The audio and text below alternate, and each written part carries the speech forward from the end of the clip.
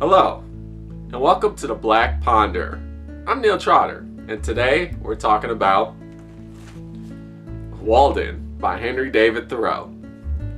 Now, this edition of Walden also comes with Civil Disobedience. It's from Penguin Classics, and you can check out the lovely Lady Liberty in the front cover there. We're going to just be talking about Walden though, because civil disobedience, that deserves its own video. And so many things have been influenced by civil disobedience. We're just focused on Walden, which also is an extremely influential work, and we could talk about that for a while. So Henry David Thoreau is a philosopher that comes from the Transcendentalism movement. And Transcendentalism came out during around the 1820s, 1830s. It was basically revolt or some sort of movement against the political and social climate during America during that time. You know, they focused a lot on individualism, about, you know, living off your own means and living more simply. Also, the whole abolitionist movement, anti-slavery, came from that whole school of thought as well. Also, it was against the whole established religion, you know, the whole idea of the manifest dynasty. You know, the established white male has the right to conquer and take over America, and the Transcendentalism was against that. They were more about the spiritual side of religion, more so, and they also took in a lot of Hinduism and also other Eastern philosophies. And so we have Thoreau, who is from that whole movement, and now we get to Walden. Walden is a story, autobiography actually, of his experiences, his whole stint. He had this disdain for the society at the time where he was living, Concord, Massachusetts. So he decided to just leave civilization for a while and build his own cabin in the woods, and he wanted to experiment and see what he could learn from that and what he could take from that experience. The whole living on your own, away from society, how's that going to work? And it's a beautiful tale. Like, it's really a great experience to read, because you can learn a lot from it. So the first chapter of the book is called Economy, and that's when Thoreau's just dropping dimes. You could get a lot of information, a lot of useful philosophy. You get to understand his idea of what he thinks about the world and how he gauges society. Why don't we dive into the book itself and just get into the quotes, because I got a lot of markings here from a lot of quotes, and we'll just talk about a few of them, or a lot, and we'll see where we'll get to and what they mean. Most men, even in this comparatively free country, through mere ignorance and mistake, are so occupied with the factitious cares and superfluously coarse labors of life that its finer fruits cannot be plucked by them. So he's talking about, this is why I'm going to the woods, because I'm trying to escape all that, what civilized society has to offer, and just get away from it and try and appreciate the finer things of life. The whole book is about living more simply, so to take away from distractions. Most of the luxuries and many of the so-called comforts of life are not only not indispensable, but positive hindrances to the elevation of mankind. It applies so accurately to today, right? I mean, when I read this, I'm just thinking of smartphones, laptops, social media. I mean, these things are great tools. I mean, we're using them right now to look at this video, right? And me posting it online to share it with you guys. But at the same time, we forget, like, these things aren't really essential. You know, we could do a lot of things without them as well, and sometimes they can be hindrances. Beware of all enterprises that require new clothes, and not rather a new wearer of clothes. All men want not something to do with, but something to do, or rather something to be. I love this one. This is great. I mean, he's just talking about social constructs, jobs, careers, clubs, organizations that, you know, focus more on superficial things, and rather not so much what you're doing or what you are, rather than how you project yourself. And we need to focus on these things. What are we doing and who we really are, and not so much worry about how what we project out toward other people. Like, that's not really important, but it's in society today, we focus a lot about like image and how we should portray ourselves. Is that really important? And Thoreau, he argues no. In the long run, men hit only what they aim at. Therefore, though they should fail immediately, they have better aim at something high. That was a beautiful quote. Just aim high, Don't worry so much about failure. Just pursue the ultimate goal, Pursue something that you dream about. Pursue your dreams. So many people settle in life, So many people choose a job, a career, a vocation, or just kind of just settle and do nothing because they feel they're just afraid to fail. But failing is not what's the issue here. The issue is the journey, just trying even though you're failing. It's better to aim toward something that you really are passionate about or really feel strongly toward and fail than to achieve something that you really don't care about. Achievement is not as important as pursuing your dreams.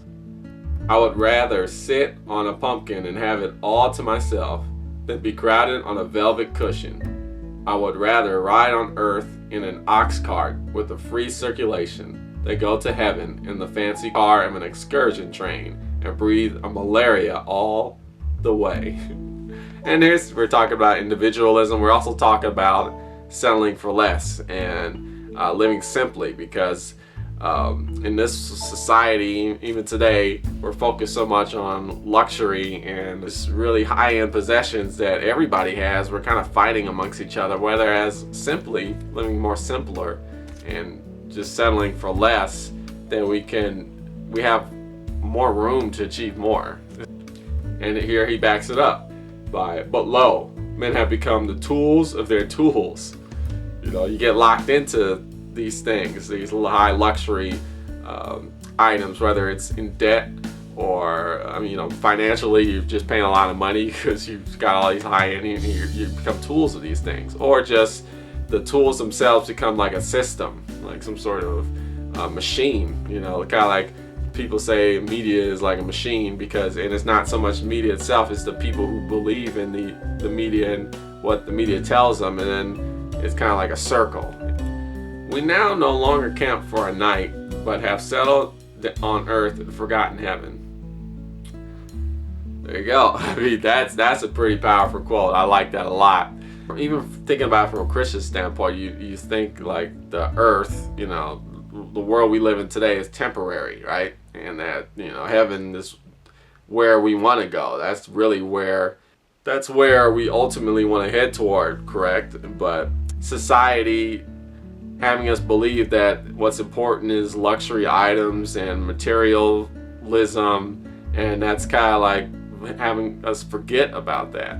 We forget that all of this material things are temporary, and we're just focused so much on material, and we're not really focused so much on what's really important, which is each other, and doing good for one another rather than just doing good to achieve these materials.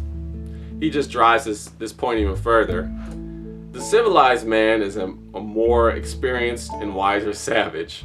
We fool ourselves into thinking we have all this technology, we have all these conveniences, and then we think like that's what's making us not savages. But actually, what is a savage is a person who only cares about themselves and doesn't really consider other people. That's really what, in my mind, a savage is. You say the civilized man is a man that's technologically advanced. No, not really. Civilized man is just a man that's doing good for society, and these tools, these materials are blocking that.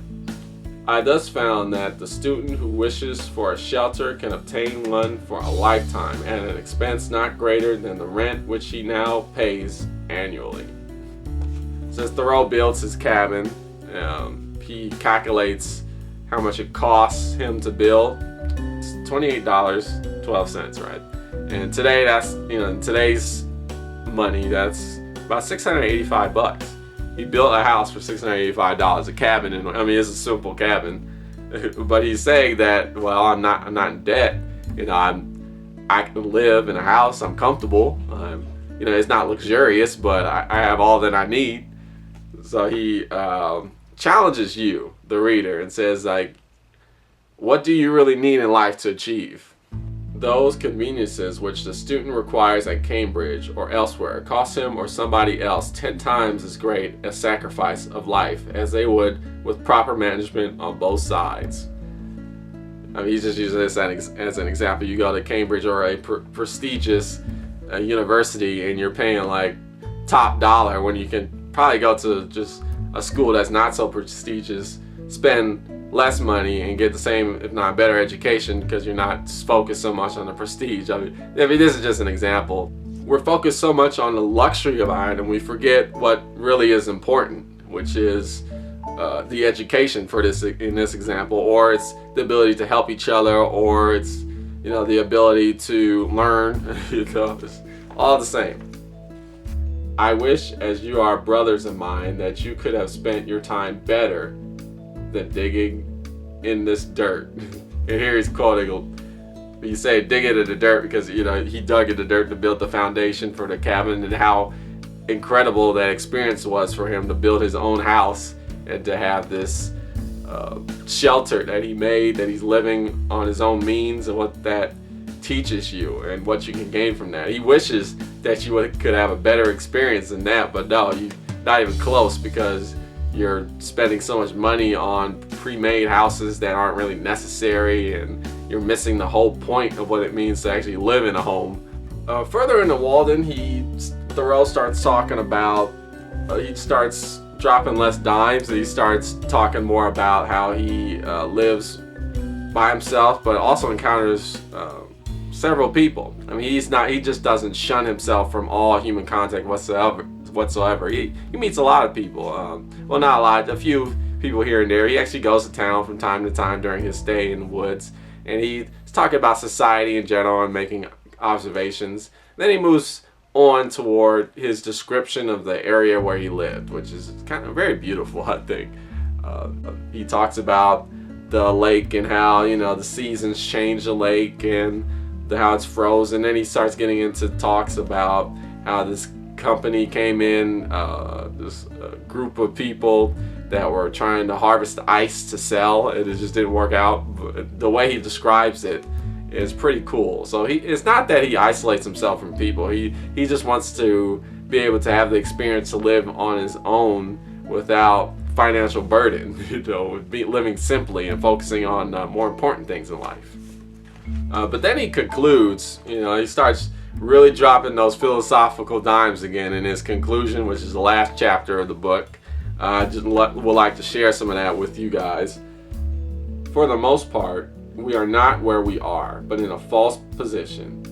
Through an infirmity of our natures, we suppose a case and put ourselves into it, and hence are in two cases at the same time. It is doubly difficult to get out. And he's talking about basically, and the way I interpret it is the way we put ourselves in these false realities where, we get locked into, the example I always use is debt, but not only debt, maybe just obligation. Like you marry somebody just because you want to get married, but then the relationship kind of goes sour because you realize you didn't really marry this person because you liked them. You just married them just to get married. So you get trapped into this idea of marriage, or this idea of having this lovely house, but you're like in tremendous debt, or this idea of having this prestigious degree, or you just get caught up in these fabrications that society actually creates for us. And Thoreau's telling us to step back and really think about, why are we doing what we're doing? Is it because of what society is saying is good? These false constructs that society is pushing onto us? Or what's really important? What we should do is what ultimately leads us to happiness, not makes us richer or look more luxurious. However mean your life is, meet it and live it. Do not shun it and call it hard names. It is not so bad as you are. It looks poorest when you are richest. The fault finder will find faults in even paradise. Love your life, poor as it is. That's just a beautiful quote. Just be thankful for what you have, and then I think what Thoreau's even saying further is you can, despite any hardship that you have, it's always a learning experience, and there's always something valuable you can take from even the poorest life. And don't always go after the not only the easy life, but the luxurious life, or a life where it's like a utopia, or this whole American dream life, because even then, like, people will criticize. He's saying, like, even the fault finder finds faults. Even in paradise, you end up where you think is your ultimate goal, and then it turns out you have all these other problems you have to deal with. More money, more problems. That's where that quote comes from, right? So don't focus so much on trying to aim toward a paradise. Focus on what really is happiness. Do not trouble yourself much to get new things, whether clothes or friends. Turn to the old, return to them. God will see that you do not want society. Society tells you to get the newest application, get the newest items, get the newest clothes. But if you really focus, there's a lot of things that you already have that you can use toward your happiness. And don't listen to society. And if you do that, if you use the friends that you already have, the things that you already should be thankful for, you look toward that, you're not going to want to listen to what society has to tell you anymore, because you find out the things that you already have can bring a lot of happiness already. Do not seek so anxiously to be developed, to subject yourself to many influences to be played on. It is all dissipation. It's true. You try and get better, and you focus so much on improvement, and especially material improvement, and it all just fades away. In the end, what we're left with is the relationships we have with each other, and the things that truly make us happy, which kind of goes in here, the spirit. It is life near the bone where it is sweetest. Superfluous wealth can buy superfluities only. Money is not required to buy one necessary of the soul. And then, Thoreau just put what I just said before more eloquently. Well, thanks for watching. I really appreciate it. Walden is it is my favorite book. Just the whole idea of living simply and what you can learn from doing that, not focusing so much and getting caught up into materialism and what society says is good, and just focusing on what you think is good, and how you think you should live, and learning from yourself, and like looking inward instead of outward. It's a great read, Walden, and it focuses a lot on that. And I think if everybody were to read this book, the world would be a better place. That's my opinion. It teaches a lot of lessons. Well, this is the Black Ponder. My name is Neil Trotter. See you next time.